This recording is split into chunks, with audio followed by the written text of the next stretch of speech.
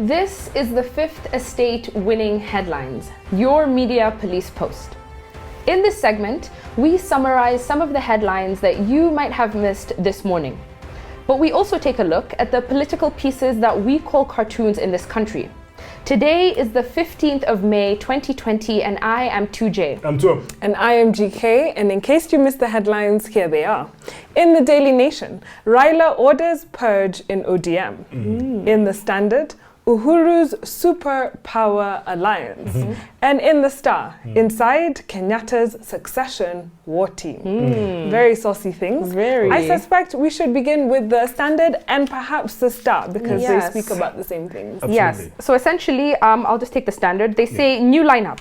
With DP pushed out of the inner sanctum of power, these men are coming to fill the void and shape president's legacy and succession politics in a dramatic last term.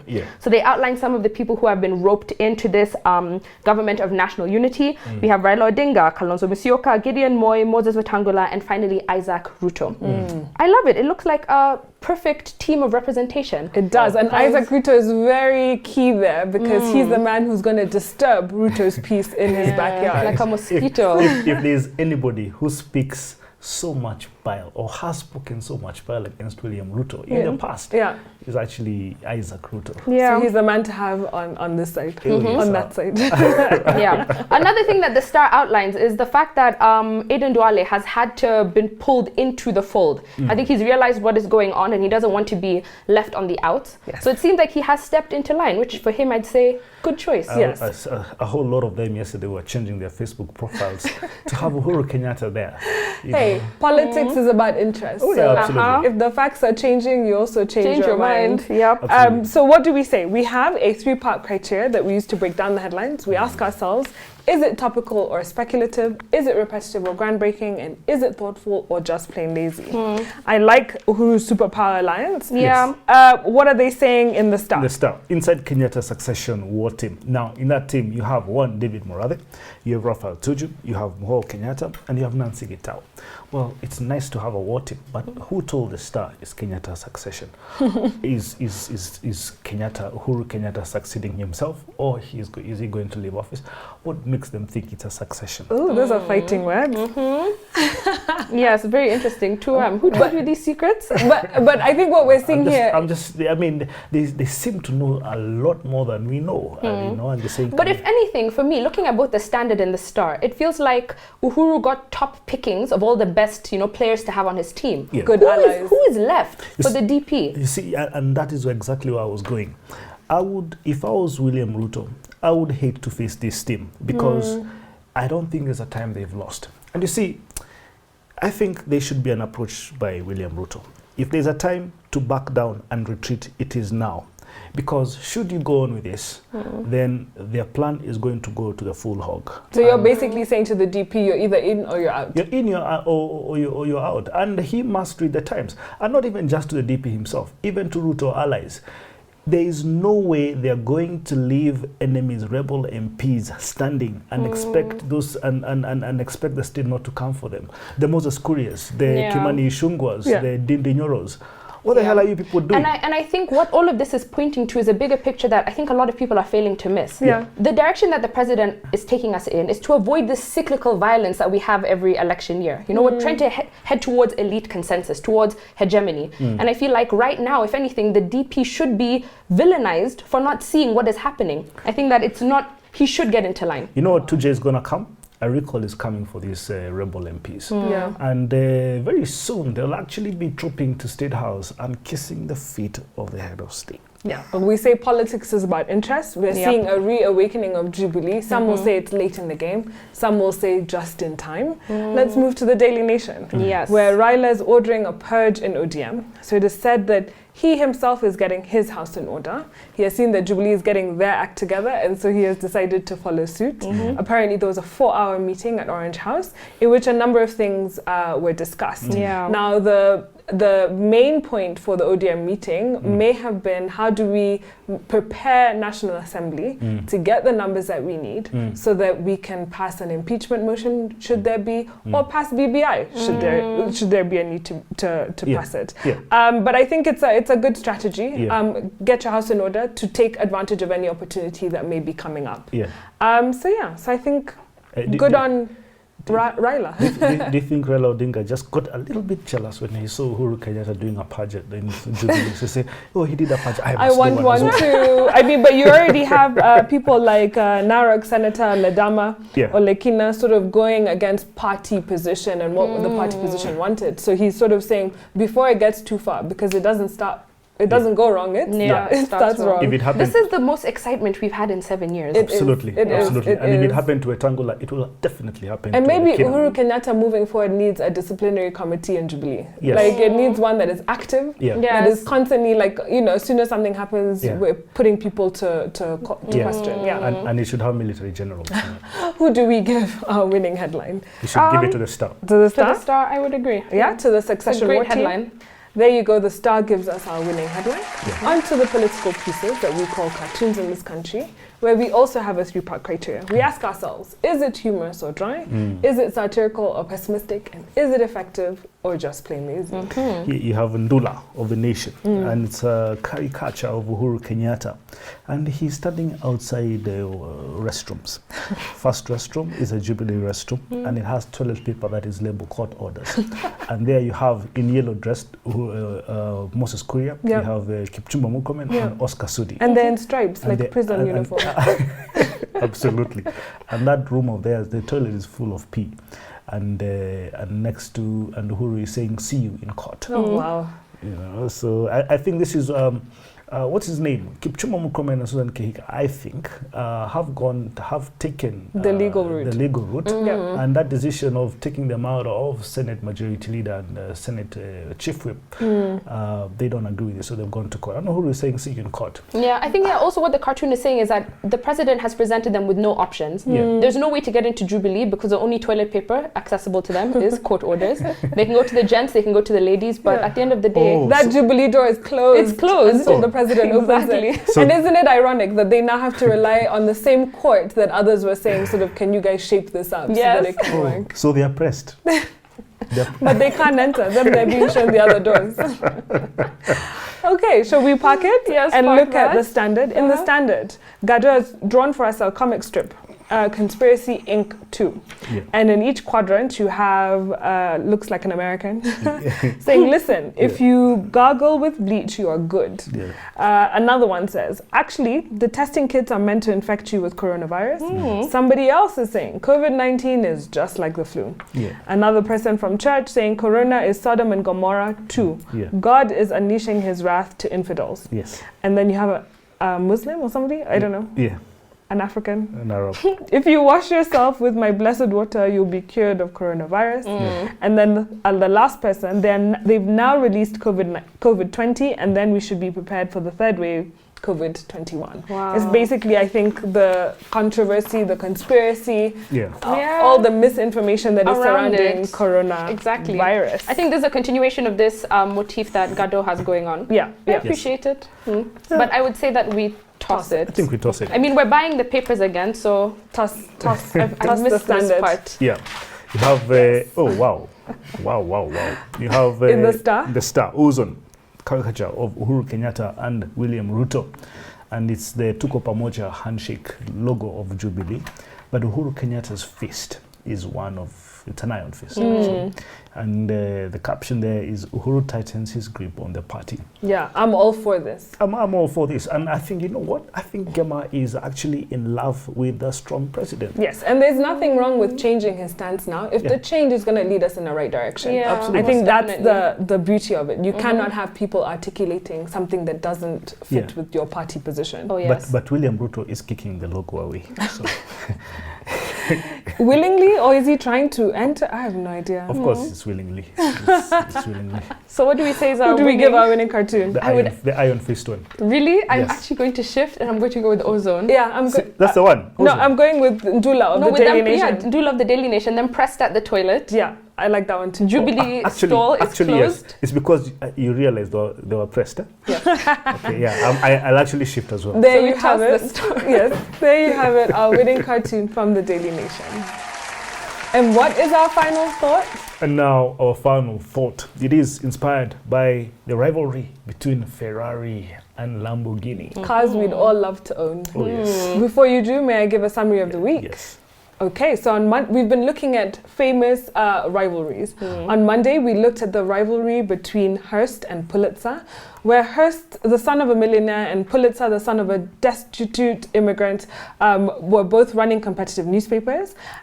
Here we saw how imitation is superior to invention, and how their intense competition gave birth to yellow journalism, investigative journalism, and moved us and showed us the true power of a story. On Tuesday, we looked at the war of currents between Tesla and Edison, one proposing the AC and the other the DC, and they taught us about being creative about the innovation process and how working with others and building on previous innovations is important. On Wednesday, we looked at Apple versus Google's Android in a book called The Dogfight, how Apple and Google went to war and started a revolution by Fred Vogelstein. Here we saw how the rise of smartphones and tablets altered the business of making computers. And at the center of this change are Apple and Google, two companies whose philosophies, leaders, and commercial acumen have steamrolled the competition, and how they forge alliances with major players like Facebook and Microsoft in pursuit of market dominance. On Thursday, we looked at a political rivalry here back home with Tom Mboya versus Jaramogi Oginga Odinga. An older Oginga and a vibrant young Mboya, one whose philosophies were very different. Mboya, a capitalist, Oginga, a proponent of the East, a communist, and how their rivalry exposed the underbelly of Kenyan politics, one based on tribalism and ethnicity, and how our ethnic basis can actually be used as a force for good. And today we're in Italia. Italia. Yeah, so we'll round out the week with an auto rivalry between Ferrari and Lamborghini. So Ferraris and Lamborghinis are two Italian supercars that became household names in the early 20th century. They're both synonymous with wealth, luxury, and speed. So the horse and the bull, which are the two animals that represent each car, have long been rivals. And ever since, two Italian men who are actually from the exact same region, a place called Emilia Romagna, had a clash of egos. But how did this rivalry even begin? But here, we're just going to give you a little bit of that history of the rivalry that actually still exists today. So we'll start first with Ferrari. He was a young race car driver, and he caught the eye of a car manufacturer, Alfa Romeo. I think a few people may be familiar with it. In 1920, for which he would supply not only his driving skills, but also his engineering talent. So this reminded me of Edison and Tesla, how Tesla actually worked for Edison first. Ferrari actually worked for Alfa Romeo first. So in 1929, Ferrari fulfilled his dream of setting up his own race car team, which became Alfa Romeo's sporting race department. And unfortunately, due to financial constraints, it eventually dissolved in 1937. 2 years later, Ferrari left Alfa Romeo and he set up a company to help supply parts to other racing teams. Then in 1947, he set up the company Ferrari, which bared his name to start developing fast cars. And as we know, the rest is history. On the other side of the tracks, we have Lamborghini, Ferruccio Lamborghini. He had been born into a family of grape farmers, but he didn't share the passion of his family. Instead, he decided to go into mechanics. So he served in the Air Force during World War II, and afterwards he started to take old military machines and repurpose them as agricultural supplies and as tractors. Eventually, he became very wealthy in this tractor business, and like anybody who comes into wealth, I'm sure a lot of people know this story, he started to buy luxury cars. So he bought two Ferraris. He bought a white Ferrari for himself and a black Ferrari for his wife. How nice. And so these stories are told about how Lamborghini liked to make a show of his cars, but he wasn't a very good driver himself. And it was always because he was burning the clutch. I'm not going to go into the specifics of how that operates, but I'm sure the people who understand that know what that means. So this meant that he had to constantly repair the clutch of his car. So he was always going to the Ferrari factory to get a replacement. Correct. After the third and fourth visit, he realized, or decided rather, to have the clutch replaced at his own tractor factory by his own head mechanic. So after disassembling the Ferrari, Lamborghini discovered that the clutch that was in the Ferrari was identical to the clutch that was in the trucks that he created. And so he realized that something wasn't right. And he said he was so mad because he paid 10 lire, which was the currency in Italy at the time, 10 lire for the tractor clutch, but he paid Ferrari 1,000 lire for the exact same clutch. So Lamborghini decided to go and confront Ferrari and tell him about his opinions. So the industrialist, Lamborghini, suggested to Ferrari that they should use a better clutch in a high-end car because people were paying so much. But Ferrari got mad and told him to stick to farming equipment because that's what he knew best, and to leave the sports cars to the sports professionals. Absolutely. So Lamborghini, in a fit of rage, decided to build a sports car that he wanted to own and he wanted to drive.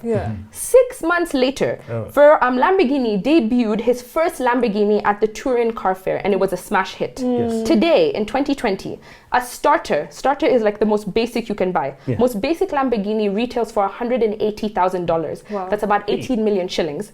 A starter Ferrari retails for $200,000, which is about 20 million shillings. So there's still close competition. Close competition, So I want to introduce a third entrant, a third automaker into this rivalry. Oh, wow. Ford versus Ferrari. Oh, wow. And this is why it's important.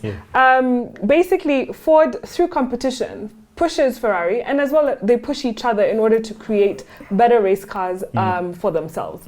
So the story is told in the late 1950s. Henry Ford II is in charge, and baby boomers are coming of age in America. However, Ford has no hip and desirable car for these baby boomers to buy. They don't have a race car. And so they're really trying to figure out, okay, how can we get one into our outfit, into our models. And the easiest way to do one, rather than create one, was to buy one. So they start to engage with Enzo Ferrari.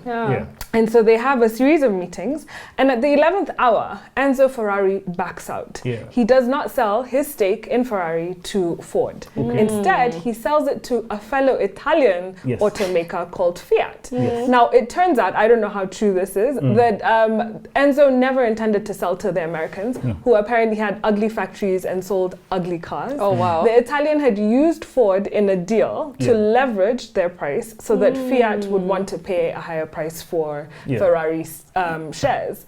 And so in the end, Fiat ends up owning Ferrari. In the meantime, Henry Ford decides, where else can I stick it to Enzo Ferrari? There's a famous race called Le Mans, which is in France, and it's like a 24-hour race.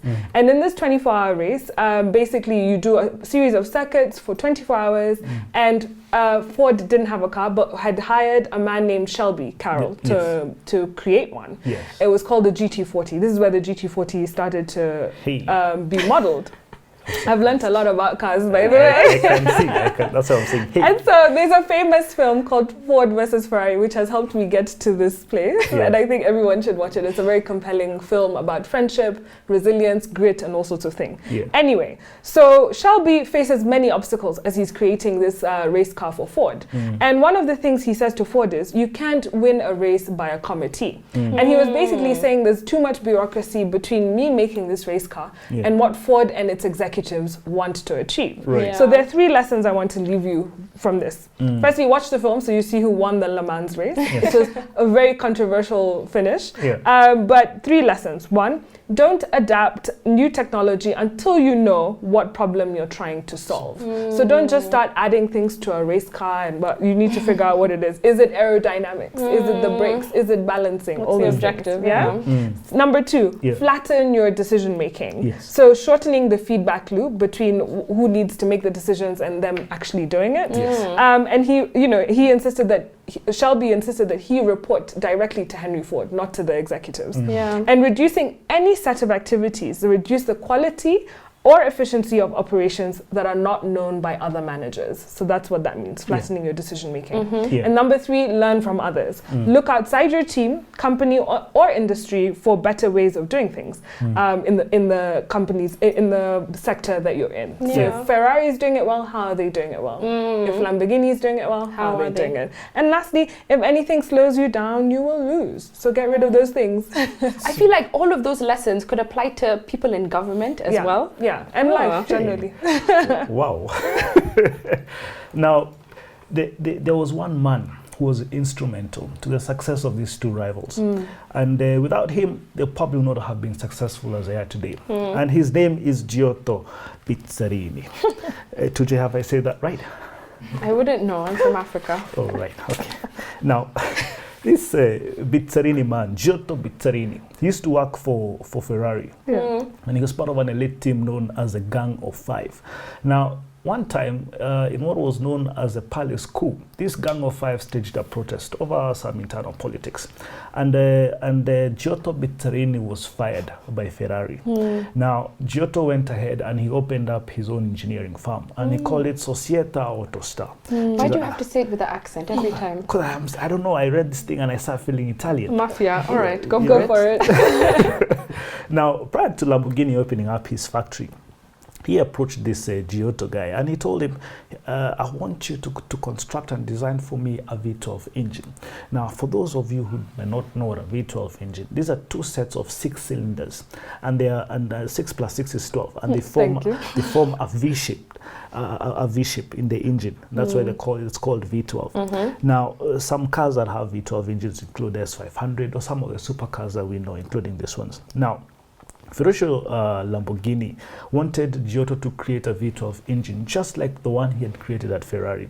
Now, he offered to pay Giotto Petrini a bonus for every horsepower over what Ferrari's V12 could produce. A single horsepower, that's an incentive. Now, this guy went to work and he created a V12 engine. When it was done, Lamborghini was not very impressed with the engine, and he said that this engine did not sound like it was well mannered, and he asked Giotto, please go and in Italian, please go and create an engine that sounds well mannered. You know what Giotto did? He refused. Now, he slapped a bill on Lamborghini of 4.5 million lire, which was Italy's currency then, and he also asked for his bonus. Lamborghini refused to pay him.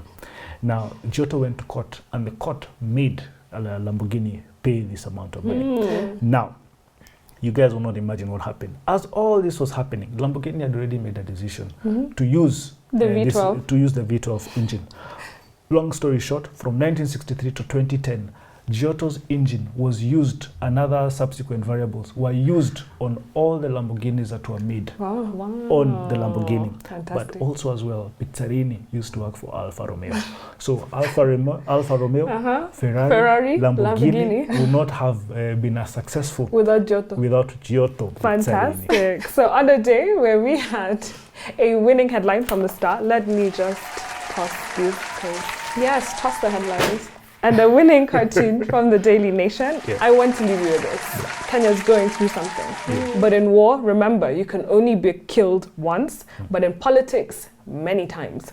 To all our political people who are feeling they're in tumultuous times, you have 9 lives. You will be fine. Please subscribe to our YouTube channel, but also find us on TV. We're on GoTV, Pine Free to Air, and StarTimes. And subscribe.